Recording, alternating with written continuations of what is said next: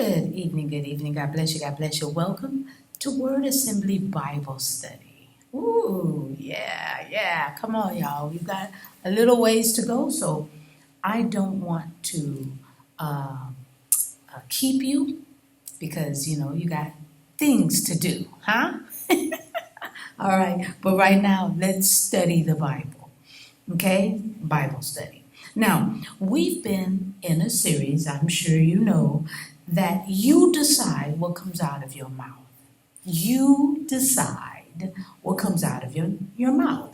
And by now, we know that whatever comes out of our mouths is in us. Oh, yeah. It's within us, huh? The heart has already told on us that it's an issue. It's a struggle that we're dealing with. And y'all, the struggle, yep, you said it, is real. It's real. The struggle is real. But thanks be to God, the Apostle Paul is going to help us today. Okay? He helps us to know that this struggle has been going on for quite some time. Oh, yes. But we have so much to be thankful for because we have Jesus. We have Jesus, people of God, and we are depending on him to help us to get better from within out, not from the out in, but the in out, huh? Yeah, we have Jesus. We have Jesus. Paul told us to have the mind of Christ. He said, let this mind be in you, which was also in Christ Jesus.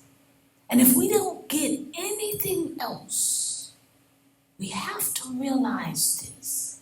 It is not all about us. It's not about us. It's all about Jesus, who's being all about us. Right? Come on now. Jesus is being all about us. So now why are we trying to be all about us too? Really, come on now. Come on. When we remember all that Jesus did for us, when we take the time to remember all that Jesus did for us and discover that the wrap gift was given to us, and it just keeps on giving and giving and giving. And now y'all are going to have to go back and look at 2 episodes ago to find out what I'm talking about. But that gift keeps giving and giving and giving. But let me tell you this. It is worth the wait to go back and look at those episodes. Go back. You've got Sunday, and you've got the Bible study before that. And you can even go back a couple of more even before that if you're just now joining us. Okay, but I gotta tell you, because it all stacks on each other. All right. It's some good stuff. But on Sunday, Paul gave us 3 things that he wanted us to know. 3 things that Paul wanted us to know. 1 is to rejoice in Christ Jesus. Now we can brag all about our accomplishments. We can be proud, loud, and wrong. Because it's all about Jesus, not all about us. He is always thinking about us and getting us to our best life, our best interest, by giving his life so that we could have one. So he is on. Do you understand? He gave his life so we could live. Man, Jesus is something else. He is thebomb.com. Okay, he is thebomb.com. Then, when we really start thinking about Jesus as Savior and as Lord and all that he's done for us, we recognize that all we have is all that we have gained. All the power, all the riches, all the prestige, all that we've gained, all that others have praised us for. Man, oh man. All the works, all the accomplishments, all that we've done so that others could see us, so others could notice us, so others could hear us. Paul says it is all loss. It's all loss. That's what Paul said. Paul says, all that you attain, that you're trying to achieve, it's all loss. Because it was always about Jesus and never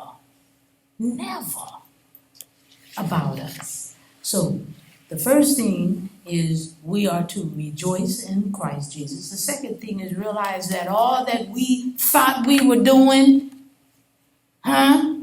is all loss. And then the third thing that he taught us on Sunday is when we give everything over to Jesus and lay down our own righteousness and start grabbing after the truth, which can only be found in Jesus, then and only then, Paul shares, we gain so much more. We gain more than we tried to by doing everything ourselves and trying to get noticed and heard. When we just go after the truth and give God his just due, then we gain so much more. And this is why Paul said these words. And these words are found in Philippians chapter 3, starting at verse 12. And I'm reading from the New King James Version. And this is what it says. It says, not that I have already attained or am already perfected, and that just means mature, but I press on, that I may lay hold of that for which Christ Jesus has also laid hold of me. Brethren, I do not count myself to have apprehended, but one thing I do, forgetting those things which are behind and reaching forward to those things which are ahead, I press toward the goal for the prize of the upward call of God in Christ Jesus. Therefore, let us, as many as are mature, have this mind, and if anything you think otherwise, God will reveal even this to you. Nevertheless, to the degree that we have already attained, let us walk by the same rule. Let us be of the same mind. I'm almost done. Paul gives us 4 things that we need to concentrate on. 4 things. And then we're done. Okay? In what he just shared with us in Philippians chapter 3, starting at verse 12 to verse 16. Paul says that there is no way that I could attain. But this one thing I do, I press on, so that I grab hold of Jesus and he grabs hold of me. I'm reaching for Jesus and he grabs hold of me. And then he says, forgetting those things that are behind. Now, when he says that, it's like, listen, I know what I've done. I've admitted, I'm telling you what I've done. I've told you I've persecuted the church. I told you that I thought I was all that. I told you that I was scraping and scratching to get on top of everything and everybody just by persecuting the church. I've already told you that, but I'm forgetting those things that are behind. They're behind. Because if I concentrate on them, here's something that I can't do. I can't change what I've done. I've acknowledged what I've done. But then I would be consumed in them if I just stay there. No. Then my mind won't stay on Christ if I do that. I'll be so consumed, I won't be able to concentrate on Jesus. And I got to concentrate on Jesus. So I've got to concentrate on the future, not on my past. I don't have a problem testifying and telling you what has happened, but I've got to concentrate on my future. So I got to forget those things that are behind. That's Paul. Yeah. Then he says, I press toward the goal for the prize of the upward call of God in Christ Jesus. He's saying, I can't get to the Father. I did all that achieving and stuff, saying that I have the hand of God. He's leading me and telling me. No, God wasn't doing that. I can't do nothing without Jesus. I can't get to the Father without knowing the Son. So I press toward the goal for the prize of the upward call of God in Christ Jesus. And then the last thing, people of God, Paul takes us right back to the mind. Because it's the only way to be mature, not perfected. But that word in Greek, perfected, means mature. But to mature in the Lord. Only way that we can mature in the Lord is when we let this mind be the mind that was also in Christ Jesus. Let's pray.